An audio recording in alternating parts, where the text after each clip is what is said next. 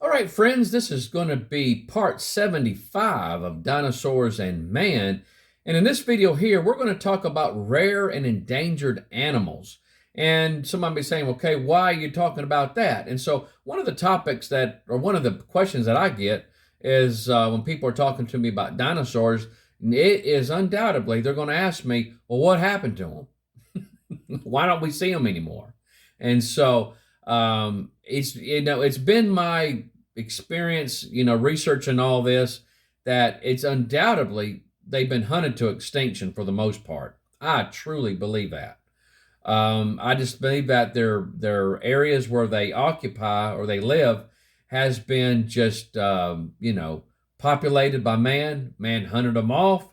That at that time they probably didn't think anything of it. They didn't think of them as anything special, and so they just hunted them off. They killed them off, and so it's easy to see when you go back through different cultures and stuff how they mention dragons. Dragons. There's a lot of dragons. I truly believe many, if not most of them, that of the dragons have a background in dinosaurs. And dinosaurs, that's where they got the idea from. And so, and we've not to rehash too much what I've already went over. You can look at my previous videos where we show you different artifacts and different stories and stuff like that of dinosaurs that have dinosaur-like animals on them. And so, but my big question is, if they aren't dinosaurs, what are they? How'd they get that impression of that? And so when you look at them, they look a whole lot like a dinosaur. And so, this right here should shed some light on that, because I'm taking some animals that were known that no longer exist anymore, or supposedly don't exist anymore. And so there may be a few out there that are still around.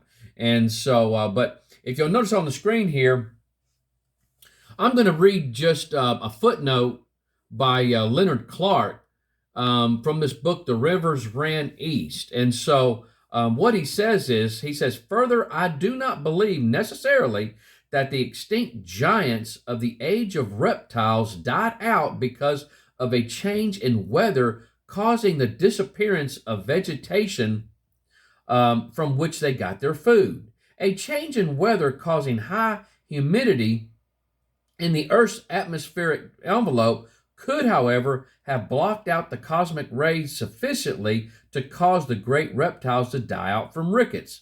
However, many reptilian forms have come down to us, and it is possible that in these vast jungles yet exist forms of the great reptiles, and it could be one of these spoken of by the Indians. And he's talking about the local natives that live in the area, that tell different stories or certain descriptions of animals that look a lot like dinosaurs. Only a person who has not seen the vast depths of the Amazon's inner regions lying off the riverbanks could possibly make a flat statement that it would be impossible. And I gotta agree with him. There's a lot of armchair explorers that doesn't necessarily look at the evidence real openly, and they make this a blank statement, because evolution has already been so implanted in their brain, it's hard for them to see the possibility of it. They're already looking at the whole world in a more of a secular worldview than a biblical worldview. But anyway, he goes on, as a fascinating example of what the Witchman's warning may lead to, of the edentates. Now that word edentate means toothless. And he gives examples of giant sloths, armadillos, and anteaters. He says one of the giant armadillo, he said one was the giant armadillo, the Glyptodon, known to be 15 feet long, having bony plates set in its skin, fresh parts of whose body have already been found, while a relative, the Neomelodon, which means new milltooth, whose skin was protected by horny plates, has actually been found together with dung and flesh in a North Patagonian cave. The bones were broken by man.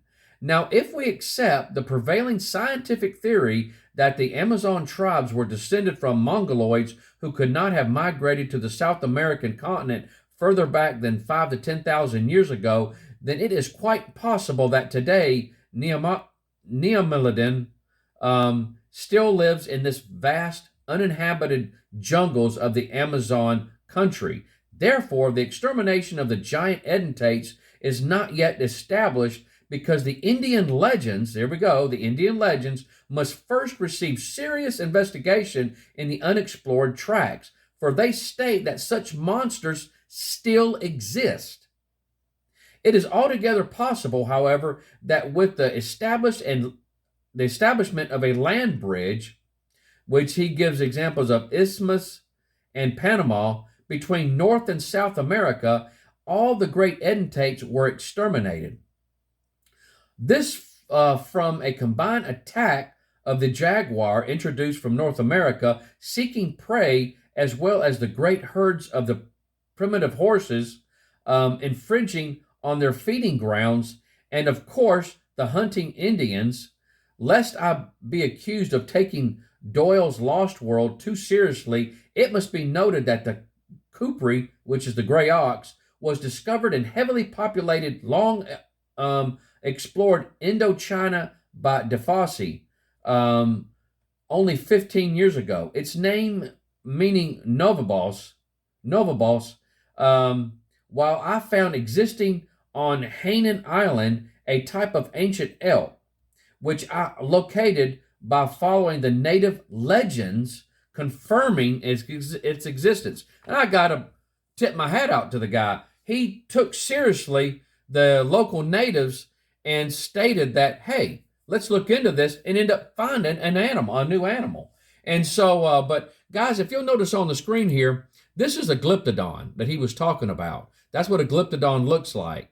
And he was mentioning the giant sloths. If you was to go to the North Carolina Museum of Natural History in Raleigh, hopefully they still have this giant sloth on display. This picture that you see before you is a number of years ago, probably close to 15 years ago. I'm just guessing. I'm guessing that. But this right here, the giant sloth is 12 feet tall, and I'm 5'7". And so that's what that animal looks like to my little old height. And he mentions a Kukri, a gray ox. And so this is what a Kukri looks like. And so just make a little bit of physical details on it. It weighs almost a ton. The horns, if you notice the tips of them, that right there is because of rubbing against termite mounds, and they're about 6 feet at the shoulder.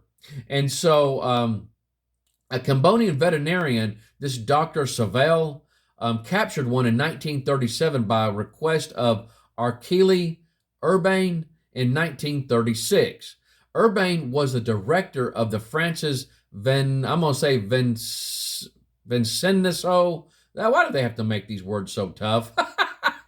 And so the French specimen remains the only one ever held in activity. And I got a little note there that to refer to page 34 of Rumors of Existence. And I have this book right here. Very good book, guys. Rumors of Existence. Rumors of Existence. And so it's Matthew Bill. His last name is B-I-L-L-E. B-I-L-L-E. So those of you that want to get a book like this, very good book to have in your library. But real quick here, this is what he says about the Kukri.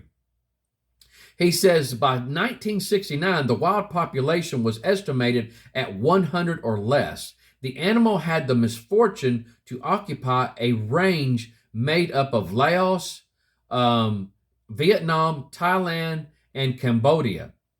It lived in small herds and preferred fairly open